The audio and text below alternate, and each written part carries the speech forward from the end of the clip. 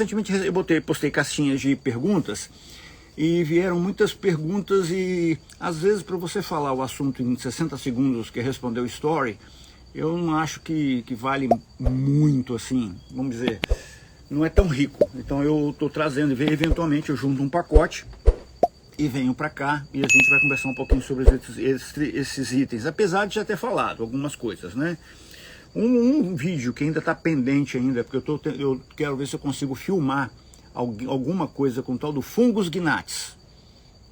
Quem já ouviu falar em Fungus gnatz, bota aí para mim aí, ó, eu já ouvi falar, eu já tive, qual foi a sua experiência com Fungus gnatz? Ou se sabe o que é Fungus gnatz? Vocês sabem o que é Fungus gnatz? Ei, Tiago, bem-vindo! Então o que acontece? Pessoas assim, Fungus gnatz é um fungo, é não sei o que. Gente, nada a ver. O Fungus gnatz é um inseto sugador, é uma mosquinha, ela é pequenininha e às vezes você não... Carla, falei mal de você agora aqui, Carla. Você acredita nisso, Carla? Que eu falei mal de você, foi essa Carla aqui, ó. Foi a Carla que me ajudou lá, meteu a mão na massa, pegou o pano, limpando cadeira, me ajudou a montar as cadeiras para apresentação, me deu de presente um troquinho de jatobá e aí foi. Tá? Mas o que acontece? É uma mosquinha pequenininha, ela tem, como é que você reconhece? Ela fica em cima do substrato e tem um voo, os voos dela não são longos não, são voos curtos e meio atrapalhados, ela é meio atrabalhoadazinha. Mas, pô, uma mosquinha dessa, parece tão inofensiva. Vamos lá, ela coloca um monte de ovos, esses ovos, eles eclodem, deixa eu parar aqui, esses ovos eclodem e vem umas larvinhas. Essas larvas se alimentam de fungos que estão no substrato. Mas não é só de fungo. Ela também se alimenta das raízes das nossas orquídeas. E aí, olha, a coisa começa a gerar problema, porque o que acontece? É uma grande quantidade, e ela roendo, danificando as raízes, são portas para entradas de fungos, bactérias e doenças. E a própria presença do Fungus gnatz já é sinal que o ambiente tem muito fungo e muita bactéria. Aí o que acontece? Mas pera um pouquinho, é porque eu uso adubo orgânico, é porque eu uso... Veja bem, um adubo orgânico de boa qualidade, ele já foi curtido. Então ele não vai passar para esse processo no seu ambiente. Aí já me falaram o seguinte, o bokashi, o Viagra, o Himitsu. Veja bem, normalmente o bokashi de boa origem, pelo que eu já usei, do bokashi eu usei pouco tempo bokashi, usei muito tempo Viagra da OSP e agora eu uso o Himitsu. Isso aí eu não vejo as mosquinhas. O que eu tenho visto alguma coisa, às vezes eu compro uma planta, eu vou em algum lugar, eu vejo lá que tem um adubo qualquer, às vezes a gente não sabe a origem dele. Ei Maria, bem-vinda, boa noite. A gente não sabe ainda qual é a origem desse produto. E aí, o que acontece? Qual é o ambiente ideal para essas mosquinhas, né? Os Fungus gnatz? É um ambiente permanentemente úmido. Então isso já é um erro de cultivo, porque quando você tem um ambiente permanentemente úmido, você já está trazendo prejuízo para as orquídeas, catleias e tal. São raríssimas as orquídeas que gostam de ficar com as raízes permanentemente úmidas. Então já é um erro de cultivo. Ei, linda, bem-vinda, boa noite. E aí o que acontece?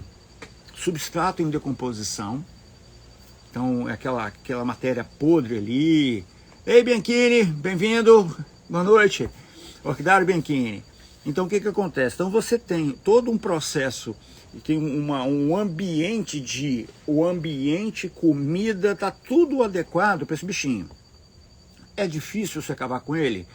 Olha, não é tão difícil não. Você pode usar um spray à base de água, tipo SBP. Uma coisa que funciona bem, eu já falei para vocês, é aquela cola entomológica. Quem não sabe o que é essa cola entomológica, é uma cola que você já pode comprar ela na internet, ela já vem na cor amarela. Você pega uma garrafa PET, pinta essa garrafa PET com essa cola, passa essa cola, faz uma camada em volta dela e pendura em algum lugar. Essa cor amarela, ela tem capacidade de atrair insetos voadores. E o Fungus gnatz gosta muito da cor amarela. E aí o que ele faz? ele voa em direção a onde está essa cor amarela, na hora que ele pousa ele gruda e não sai mais. A vantagem dessa cola lá entomológica é que aqui, pelo menos aqui no meu cultivo, ela dura 90, 100, 120 dias. Então eu comprei 1 litro há muito tempo e ainda tenho mais de meio litro. E olha, eu uso essa cola entomológica, para eliminar alguns insetos voadores no pé de jabuticaba, que eu tenho fora do orquidário, no romã, no limoeiro, em outras árvores, outras plantas que eu tenho fora do orquidário. Então ela captura mosca, captura um monte de coisa. E não é veneno. Vocês sabem que eu não uso veneno aqui, uso veneno só em último caso, tá? Ei, Miriam, bem-vinda. Tenho visto algumas pessoas falando em misturar adubo orgânico, no caso do Rimitsu, com casca de arroz carbonizada. Eu acho que até já sei quem é que falou isso, tá? Eu vou responder a Carla, porque a gente está tratando esse assunto aqui agora. Deixa eu terminar de ler aqui, carbonizado, para evitar que esses bichinhos que vêm em decorrência da adubação orgânica. Veja bem, Carla, eu acho que até já sei quem falou isso, mas eu não vou nessa não. Porque eu não sou especialista, eu não sou engenheiro químico. Oi, Rosane, bem-vinda. Eu não sou engenheiro químico, mas pela minha experiência aqui, eu uso Rimitsu há muito tempo. Eu não tenho problema, não tem bichinhos no meu substrato aqui, não tenho essas coisas. Ei, Regina, bem-vinda. Eu não tenho isso aqui. E aí o que acontece? Você faz um estudo técnico, ok? Qual foi o processo que o Rimitsu passou? Ele foi desenvolvido por um especialista, uma pessoa qualquer, eu não sei quem foi, mas é o Heron que fez. Ele trabalhou cientificamente essa composição, chegou a um produto final. Então o que acontece? Fez testes, foi excelente. Porque, por exemplo, eu uso o Rimitsu aqui e estou hiper satisfeito. Você vou ver os brotos que estão vindo, porque cada ano vem melhor. Cada ano vem melhor. Isso é um sinal de que a coisa está indo bem. Ei, Lilian, bem-vinda. Boa noite. Então isso é um sinal de que o cultivo está dando certo. O broto novo sempre maior que o broto anterior. Na pior das hipóteses, do mesmo tamanho. Se for menor, erro de cultivo. E aqui é alerta. Aqui é sinal amarelo, aqui é sinal vermelho, aqui é sinal verde. Porque o que acontece? Se está maior, a folha veio aqui, a outra folha veio acima, excelente. Se veio aqui, opa, está estagnado. Se ela veio menor, tem deficiência. Tem algum problema que não era para ter vindo do menor, era para vir na pior das hipóteses iguais. E aí o que acontece? Aí começa a falar o seguinte: vamos misturar tal coisa, não tal coisa, vamos misturar. Ele passou por uma certificação no Ministério da Agricultura e Pesca. Quando eu misturo, eu desequilibro isso. Eu pego um estudo científico, que chegou não foi feito assim de cabeça, foi feito um estudo científico, chegou um produto, para que eu vou mexer nisso? É a mesma coisa de você, sei lá, tem o cara, você compra aí um adubo aí, o Viagra. Não, eu vou botar mais coisa no Viagra. Não, eu comprei o hidrossolúvel, mas eu acho que eu vou acrescentar um outro produto lá para... E se esse troço reagir? Se não for compatível quimicamente. Então tem que ter cuidado, ok? Bom, então já falei um pouquinho... então é o seguinte, fungos gnásticos. Vamos encerrar a questão do fungos gnásticos, tá? Então a gente faz o seguinte: troca o substrato, dá uma organizada, provavelmente o substrato está decomposto, aplica um inseticida caseiro, não precisa aplicar veneno forte, usa a cola entomológica e vida que segue, beleza? Maria, deixa eu te confessar, eu hoje passei o dia praticamente todo com minha mãe e acompanhando meu pai na UTI. Cheguei aqui, para ele ser sincero, essas aqui foram as plantas que deu para pegar. Eu devo ter mais umas duas, eu tinha uma ali que eu estava querendo, pra você ter ideia, eu nem achei agora de noite. Então eu tenho aquela, a Samontá, que tem uns híbridozinhos aqui que depois... mas tem uma que eu vou mostrar para vocês. Tá separado aqui, tem duas diferentes para mostrar para vocês, tá? Ei, Dória, bem-vindo. Bem-vinda. Aí o próximo assunto é o seguinte: muita gente me perguntando também o seguinte: olha, como é que eu faço? Eu tô mudando todo o meu cultivo para cultivar em carvão, só carvão como substrato. Aí eu falei, olha, mas por quê? Não, porque eu tenho facilidade de encontrar o carvão, e me falaram que o carvão é excelente. Olha, eu uso o carvão, minha experiência, tá? Estou falando da minha experiência pessoal. E eu já falei isso aqui com vocês, só estou repetindo. Então o que acontece? A minha experiência pessoal. Eu uso o carvão misturado no meu substrato. Eu já fiz uma palestra recente do substrato, né? Mostrei um monte de coisa para vocês aqui e tal. E aí o que acontece? Eu misturo o carvão lá. Mas eu fiz um teste com o carvão, só o carvão. Eu tenho facilidade também. Aqui perto tem uma carvoaria. A uns 10 quilômetros daqui tem uma carvoaria. Eu posso ir lá e pegar. Eu peguei uma orquídea, uma catleia. Ela estava com 2 frentes já. E aí o que eu fiz? Eu dividi essas 2 frentes. Então era a mesma planta. Exatamente a mesma planta. Ela ficou. Eu coloquei num vaso de cerâmica com o meu substrato comum. E outro eu coloquei num vaso de cerâmica só com carvão. Fui aqui no ponto do orquidário e coloquei uma exatamente do lado da outra. Mesma intensidade de luz, mesma intensidade de água, mesma dor, tudo igual. A única coisa que tinha diferente era o carvão. O que aconteceu com esse meu experimento? A orquídea, a do substrato comum, ela me meteu as raízes por baixo do substrato, ela foi embora. A que estava no carvão, o substrato que ela foi fazendo as raízes por cima, e ela veio para a borda do vaso e começou a fixar na borda do vaso. Uma raiz ou outra entrou. O final desse trabalho, você comparando as 2 plantas, vamos dizer, você não compara orquídea, você não consegue comparar em mesezinhos. É no mínimo 1 ano. Então, no final desse período de análise, o que aconteceu? A planta que estava no substrato normal, ela teve um desenvolvimento muito superior do que a outra. Enraizamento muito mais melhor, ela teve um desempenho melhor. E veja bem, eram mesmas condições ambientais, mesmas condições de nutrição, tudo igual. O mesmo vaso, a única diferença era o carvão. E teve esse comportamento. Ei, Rose, bem-vinda, boa noite. Ei, Walkers, ei, bem-vindo, boa noite. Então, minha experiência com carvão não foi legal. Se você tem alguma coisa, alguma situação que a planta está adaptada ao carvão, ela está indo bem, maravilha. É tipo uma vizinha que falou que está cultivando uma sapatinho, que é a Paphiopedilo, que é uma planta terrestre, em seixo de rio. Eu vou tirar então plantar na terra. Não, pelo amor de Deus, como é que está a planta? Maravilhosa. Está dando flor? Um monte. Para que você vai mexer? A planta se adaptou numa situação completamente atípica do que ela cultiva normalmente na natureza. Então não adianta você também ficar inventando moda. Se a planta se adaptou, então veja bem, a orquídea é uma planta muito versátil.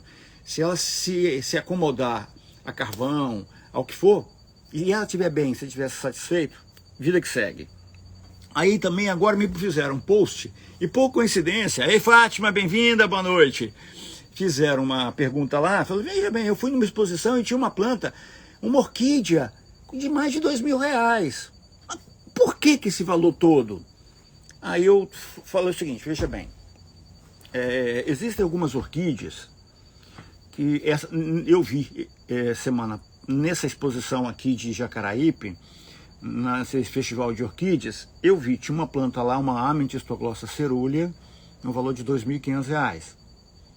Tinha uma, eu nem sei dizer o que é Amethystoglossa, ela é bem clarinha, as pintinhas bem clarinhas. Eis Augusto, bem-vindo, boa noite. As pintas, ela é bem clarinha. Quando eu olhei uma, aí é questão de, né? Quando eu olhei, eu falei, nossa, essa planta deve ser uma fortuna. Aí perguntei ao meu amigo lá, quanto é que custa a planta? R$600. Falei, pô, caramba. Aí eu olhei a planta do lado, falei, olha, e essa aqui? R$2.500. Vou ser honesto, que eu me surpreendi. É uma planta bonita, tal, mas eu achei, olha, veja bem. Mas vamos dizer, como é que chega um preço desse? Eu já vi planta de R$40.000 vendida. O cara estava vindo de avião de São Paulo para pegar e levar a planta embora. E por que o cara compra também, né? Só para curtir? Nem sempre. O que acontece?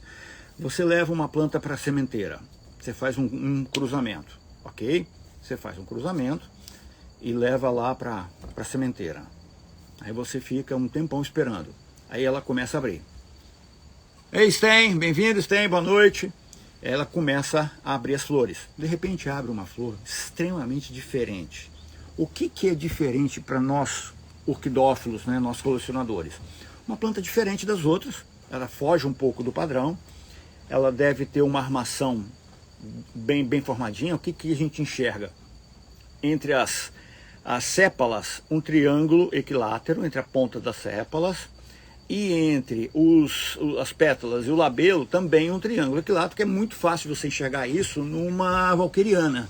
E Renata, bem-vinda, boa noite. Ei, Veríssimo, tá bom, meu irmão? Bem-vindo. Boa noite. Então isso está muito característico numa Cattleya valquiriana.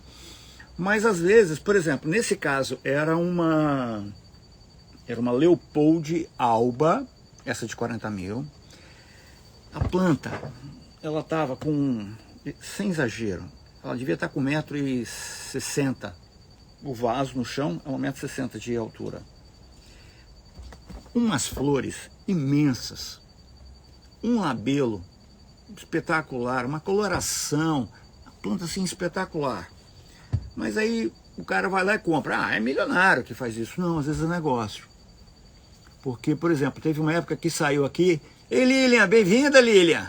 Que prazer ter você aqui. Lilian é lá do Empório das Orquídeas, de Cachepor, Cachepores.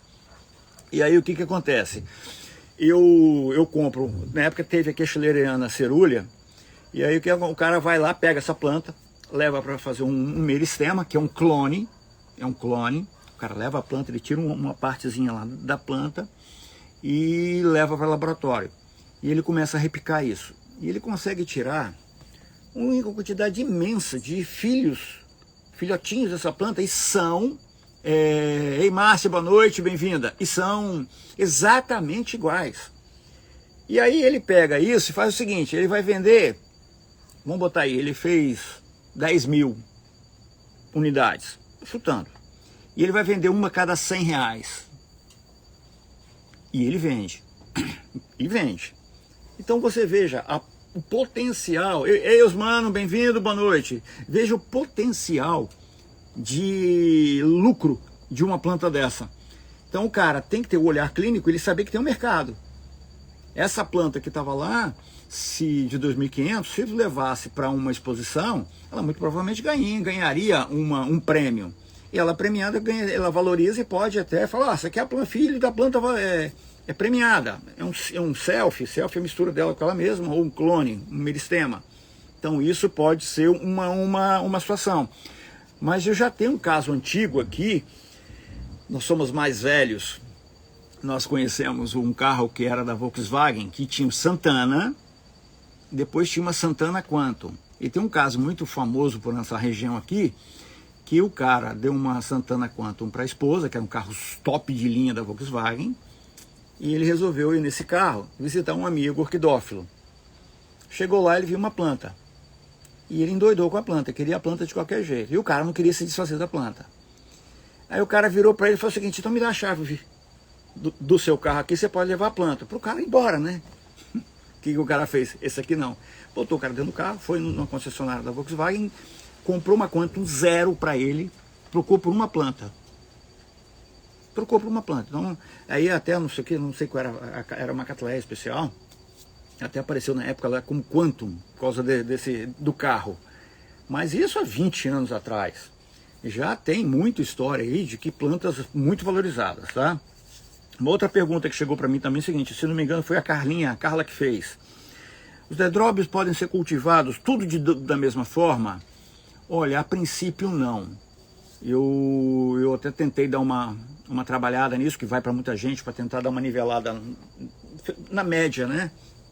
Mas o que acontece? Por exemplo, eu aqui tenho o Dendrobium moscatum, aquele que parece um sapatinho, eu tenho Fibriatum, eu tenho o Broncarte, eu tenho o Lindley. Eu não sou muito de dendróbio, porque dendróbio aqui não vai muito bem. Eu tenho outros aqui, que estão aqui há muitos anos e não florescem. E eu tenho aqui também o Nobile. O Nobile aqui vira torceiras lindas, ele vira umas plantas maravilhosas, lindas plantas. mas dentro do orquidário ele fica bonito, mas ele não dá flor. Então o que eu tenho que fazer? Jogar ele lá para fora, eu coloco ele lá na palmeira, e lá na palmeira ele deu flor e está vindo mais flores. E o que eu faço com eles? Nem molho. Fica por conta da natureza. Eu não adubo, eu não molho, eu não faço nada. Choveu, ele recebe água. Tem sereno, ele recebe umidade. E a vida que segue. Já o Broncarte, vamos ver se ele vai fazer isso comigo esse ano. Na época do meu aniversário ele está cheio de flores. E todo ano é isso, todo ano é isso, todo ano é isso. Eu estou achando que esse ano ele vai furar, porque eu não vi ainda os cachos de flores, meu aniversário está chegando perto, tá? E aí o que acontece? Alguns precisam de mais luz, outros precisam, tem dendróbitos que precisam de mais sombra, né? Ele precisa de um local, inclusive agora o Vitória Regia, né? O dendróbito Vitória Regia, que eu nem conhecia essa planta direito, eu fui pesquisar, eu tenho alguns livros, eu fui pesquisar, na internet você não acha muita coisa não. Ele já gosta de um sombreamento de 60%, 70%, ele gosta de ficar em lequinho, ele não gosta de ficar em substrato muito úmido, então você tem que saber qual é a planta e adequar as características deles, ok?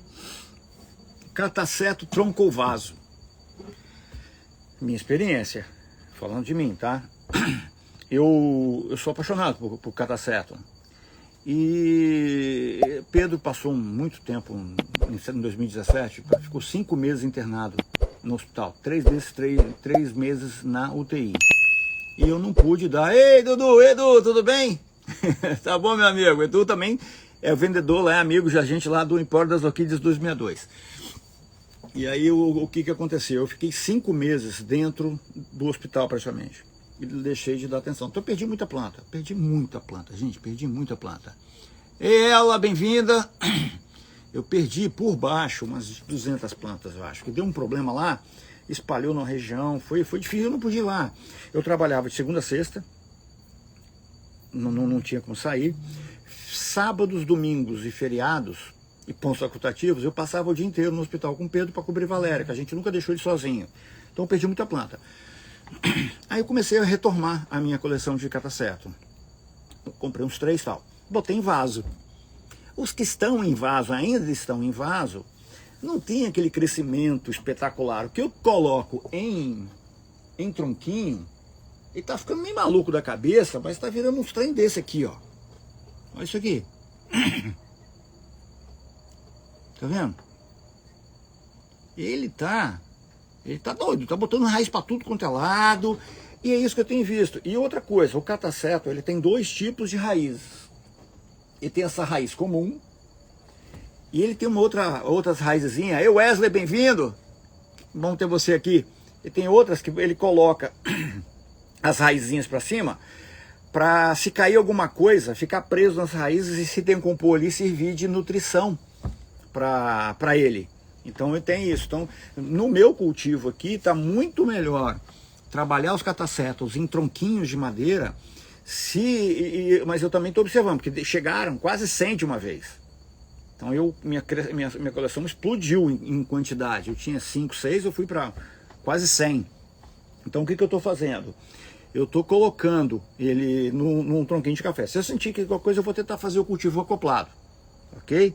Inclusive eu comprei o cataceto negro e o João Estivale. Eu comprei lá com recanto das orquídeas. Recanto não importa das orquídeas. Comprei lá com o Edu, tá? Deixa eu tomar uma água aqui. Então comprei com eles lá. Aqui estão indo bem, mas ainda não deram flor, ainda não. Mas já saíram da dormência. Antracnose. Me perguntaram sobre antracnose. Eu estou pensando, eu acho que na quinta-feira, não vou confirmar com vocês hoje não, mas eu estou pensando na quinta-feira falar sobre essa doença provocada por um fungo, antracnose. Então eu vou trazer aqui, vou mostrar umas fotos. Eu tô estudando também, porque eu estou querendo fazer live, pegar essas minhas lives, jogar no Facebook e YouTube. Essa conversa. Então eu estou trabalhando para que alguma forma de que eu consiga trazer mais riqueza, com mais imagens, mais informações para vocês. Vocês não ficarem olhando para minha cara feia, entendeu? De repente eu mostro alguma coisa aqui. Estou tentando estudar alguma coisa para poder fazer alguma coisa diferente para vocês, tá? Então, a antracnose, uma doença fúngica, ela normalmente ataca as folhas e tem que ter muito cuidado com a água, porque a água ela é o vetor de que dissolve os esporos e espalha em tudo. Então, não vou entrar muito em detalhe, porque a gente vai tratar isso tudo depois. Deixa eu ver as perguntas aqui, se teve alguma pergunta. Deixa eu ver aqui. Fernando, por favor, além do rimite, você utiliza outros adubos? Não. Não, o que eu uso aqui, que também funciona um pouquinho como nutriente, mas eu estou usando para acabar com trips aqui, é o enxofre. Mas ele não entra como adubo.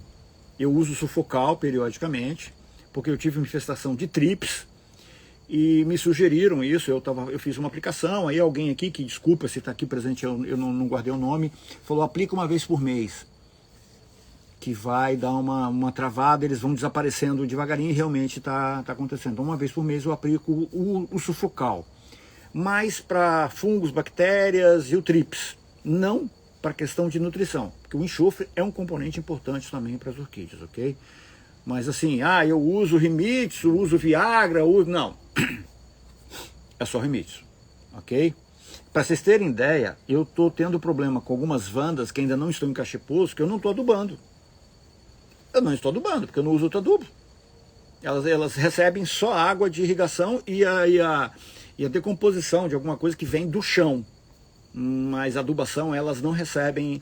Não tá. Eu comprei agora, fui lá no sábado, eu trouxe 36 porta-adubos, eu vou começar a colocar, mas vamos ver como é que eu vou cuidar disso. Mas eu não uso, tá? Ei, Maria Inês, bem-vinda, boa noite. Eu não uso outro adubo não, tá?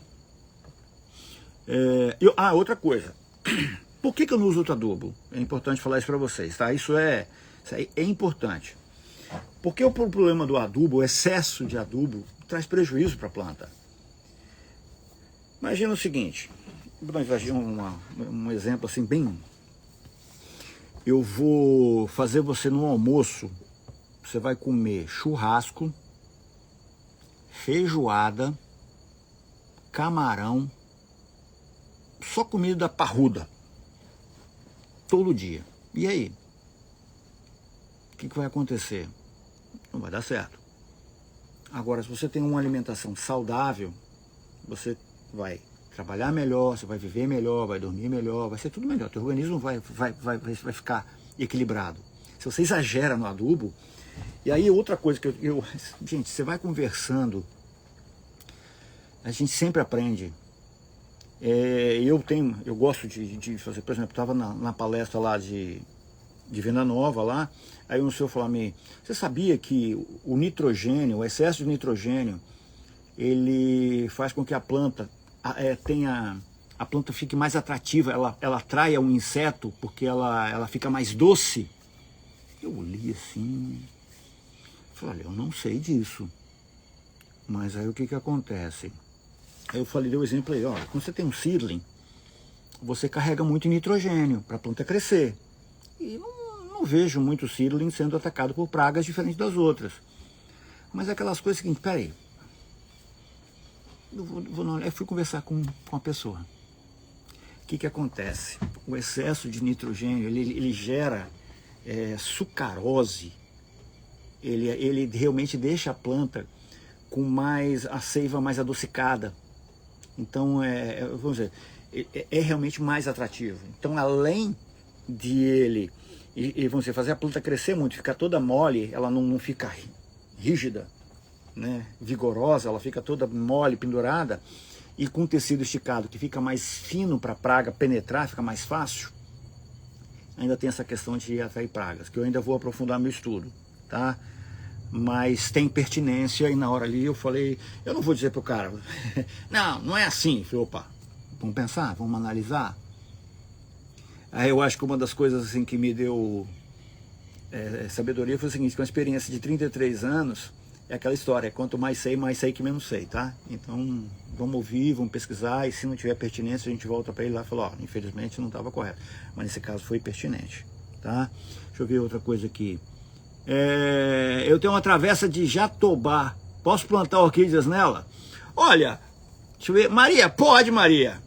Ei, Vitória, bem-vinda, boa noite. Pode, mas veja bem, a travessa vai ser o vaso que você vai plantar.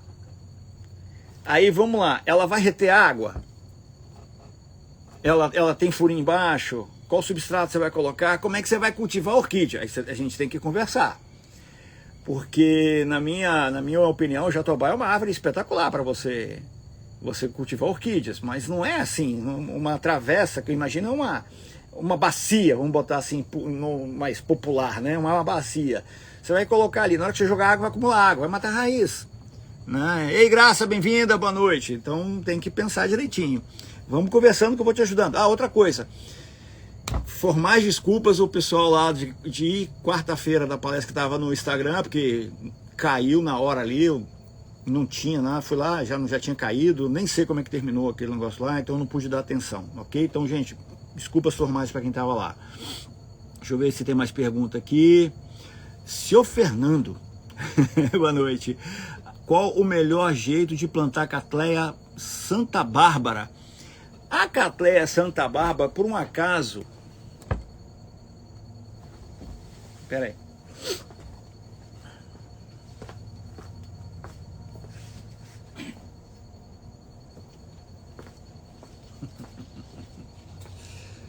Coincidências da vida.